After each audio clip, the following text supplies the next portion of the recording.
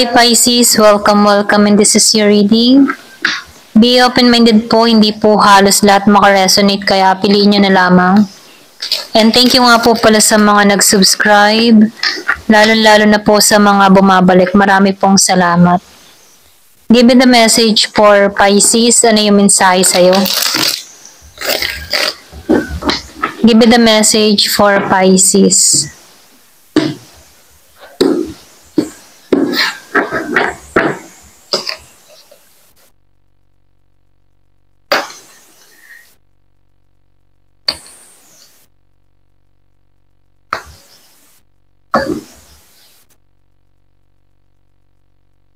So, nakikitaan ko dito, no?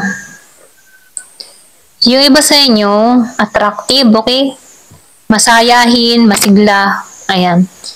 Meron ka dito na pinagdaanan, okay? Pero nakikitaan ko dito na nalalampasan mo to, okay? Meron ka mga pagsubok na kinaharap, pero nalalampasan mo to, okay? Malaki yung responsibilidad mo dito. Ito lang yung nakikita ko, no? Pwede rin sabihin na breadwinner ka or pwede rin sabihin na ikaw yung ama't ina ng anak mo or pwede rin ikaw lang yung maaasahan ng pamilya, okay?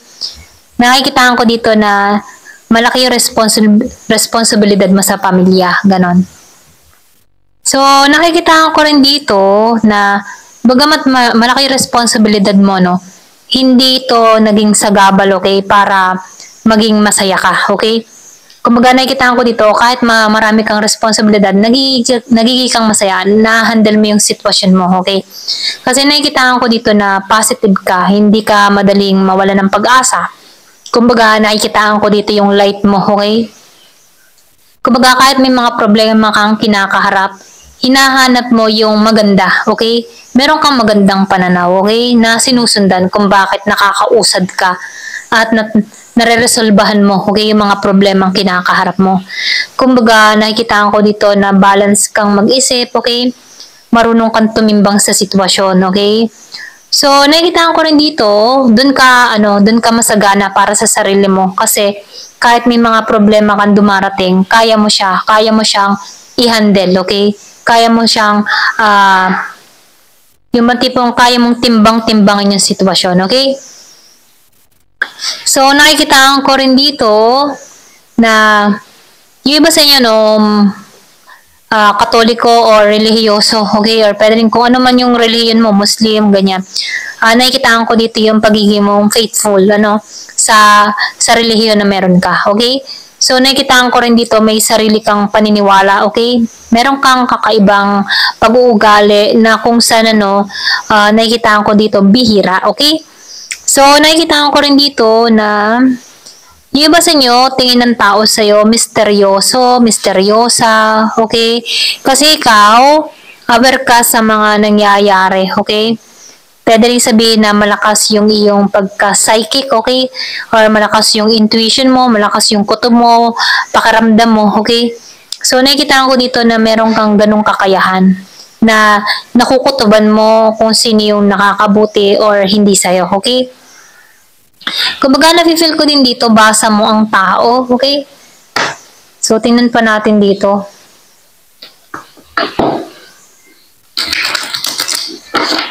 Give me the message. Meron ditong Year of the Dragon.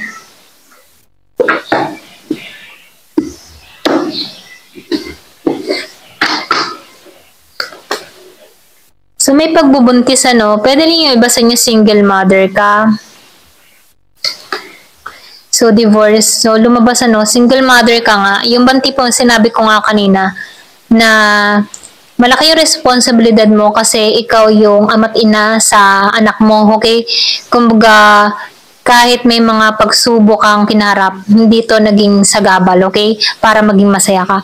So, nakikitaan ko dito na yung iba sa inyo, diborsyado, or pwede rin sabihin na meron ding widow akong nakikita, okay? Kumbaga, nakaranas ka dito ng kapighatian dito sa divorce na to, okay? Kumbaga, nakikitaan ko dito na nagluksa ka din, okay, sa pagkawala ng tao na to. Ito na yung nakikita ko. Kumbaga, may pagluha ka. Kumbaga, may panghihinayang. Pero ganun pa man, naging kang matalino dito, okay? So, nakikita ko rin dito na merong espiya or pwede rin sabihin meron ditong tao na nakasubaybay or nakatingin sa'yo kung ano yung mga ginagawa mo. Kung maga sinesearch ka ng tao na to, kung ano ba yung pinagkakaabalan mo, kung ano yung ginagawa mo, okay? So, fire sign to, okay? Nakikita ko dito merong kang kadiling na tao na fire sign, Aries, Leo, Sagittarius, okay? Pwedeng siya yung nag-i-espiya sa'yo or pwedeng meron ka nito sa birth chart mo. Okay? So, tingnan pa natin.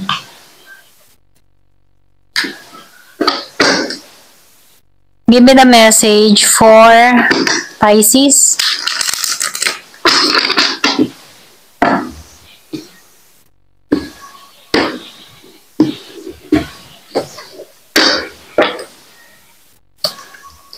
So, growth. So, nakikita ko dito yung iba sa inyo, nakatuon ka sa paglago mo. Meron kang mga pinag-aaralan. Yung iba sa inyo, pwedeng meron kang mga pinag-aaralan, meron kang gustong alamin, or pwedeng ikaw yung nag-i-espiya dito, okay? Or pwedeng meron kang tinitingnan-tingnan sa social media, okay? Meron kang sinisilip, okay? Or kung meron kang kadiling na Aries, Leo, Sagittarius, nakikita ko dito na pwedeng tinitingnan-tingnan mo to kung anong lagay nito, okay? Yung iba sa inyo, no, pinag-aaralan mo. At nakikita mo din dito ang paglago or pwede rin ikaw to, okay? So, piliin nyo na lamang, no, kung meron ka mang tinitingnan-tingnan sa social media.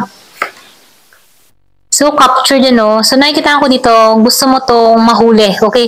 Yung iba sa inyo, pwedeng bago pa lang to, okay, meron kang tinitingnan, meron kang gustong mapatunayan, meron kang gustong mahuli, kasi pwedeng kasal pa rin kayo, okay? Bagong hiwalay pa lang kayo, okay? Kumbaga meron ka dito tinitingnan kung ano nangyayari sa kanya, ganyan. So, merong spirit, ano, nafe-feel ko dito, yung iba sa inyo, meron kang kadiling dito na may alam, okay? Yung meron siyang alam sa mga magic, okay? Sa mga mahika, ganyan. Pwedeng meron dito spirit monitoring, okay, sa'yo, okay? Or pwede rin, kung ikaw yung may pinag-aaralan dito, nakikita ko dito na meron kang tinutuklas, meron kang inaalam, okay? Ito lang yung nakikita ko, so piliin nyo na lamang, merong involved na ganon. So, tingnan pa natin.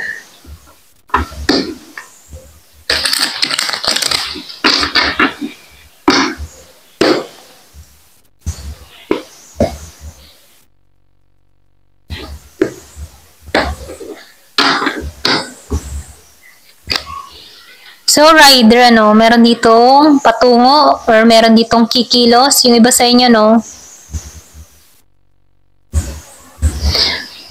So, nafe-feel ko dito sa spirit, ano? Mainam, ano, huwag kang maglagay ng, alam mo yung tipo na salamin sa kwarto, okay? Kasi kung merong kaalaman itong tao na involved sa'yo, pwede nagmo-monitor to sa pamagitan nito. Mirror, okay? So, nafe-feel ko lang na gusto ka nitong mahuli or gusto ka nitong mapuksa, okay? Kasi nakikita ko dito kaya to gumagawa dahil pwedeng pinagkaitan ka nito or pwede rin sabihin meron ditong binigyan ng pasakit, okay? Pwede ikaw din yung may pinag-aaralan dito. Yung iba sa inyo, no? So, piliin nyo na lamang, ano? Kung may pinag-aaralan ka dito, siguraduhin mo yung consequence, ano? Ito rin mensahe kasi bawat ginagawa natin, meron niyang good and bad karma, okay? So, dapat handa ka sa consequence, okay? Ito lang yung nakikita ko kung meron ka mga pinag-aaralan. So, the bear. Yung iba sa inyo, nakikita ko dito merong na-shock, okay? Or pwede rin meron kang tao na na-shock sa'yo dahil nagtatagumpay ka. So, meron ditong paggising. So, nakikita ko dito ginigising. Meron ditong ginigising, okay? Kumbaga, sinasabihan ka dito, kung ikaw man ginawan dito ng hindi maganda, no, huwag ka nang gumante, okay? Ito lang yung mensahe, no, kung kanino man to. Hindi man halos lahat sa part na to. Ito lang yung nakikita ko. Meron kasi dito ang hiwala yung gusto mong gumante or pwede rin sabihin gusto mo tong mahuli.